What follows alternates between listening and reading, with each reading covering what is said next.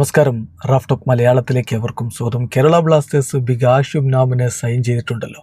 2029 വരെയാണ് യുവതാരത്തിന് ഇപ്പോൾ Blasters contract കൊടുത്തിരിക്കുന്നത്. അതായത് ഭാവിയിലേക്കുള്ള ഒരു സൈനിങ് എന്ന് തന്നെ പറയണം. 21 വയസ്സേ ഉള്ളൂ താരത്തിന് എന്നതുകൂടി പരിഗണിക്കുമ്പോൾ ഇത് ഭാവിയിലേക്കുള്ള സൈനിങ് തന്നെയാണ്. കേരള ബ്ലാസ്റ്റേഴ്സിൻ്റെ സ്പോർട്ടിംഗ് ഡയറക്ടർ കരോലിസ് സ്കിൻസ്കിസ് ഇപ്പോൾ ബികാഷ് യുംനാമിൻ്റെ സൈനിങ്ങിനെ കുറിച്ച് പറയുന്ന വാക്കുകളിൽ അത് വളരെ കൃത്യമായിട്ടുണ്ട്.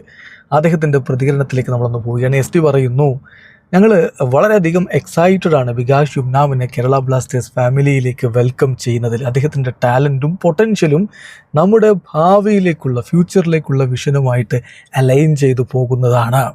തീർച്ചയായിട്ടും നമ്മൾ വിശ്വസിക്കുന്നു അദ്ദേഹം ക്ലബിൻ്റെ ഡിഫൻസിന് ഒരു വാല്യൂബിൾ അസറ്റായിരിക്കും.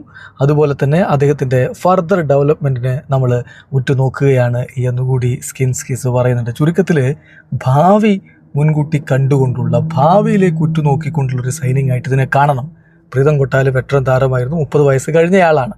അങ്ങനെ ഒരാളെ ഒഴിവാക്കിക്കൊണ്ടാണ് 21-കാരനായിട്ടുള്ള താരത്തെ കൊണ്ടുവരുന്നത്. ബികാഷ് യുംനാമും അത് തന്നെയാണ് പറയുന്നത്. ബ്ലാസ്റ്റേഴ്സിന് യുവതാരങ്ങളെ സപ്പോർട്ട് ചെയ്യുന്ന മികച്ചൊരു ഹിസ്റ്ററി ഉണ്ട്, ഒരു റിച്ച് ഹിസ്റ്ററി ഉണ്ട്.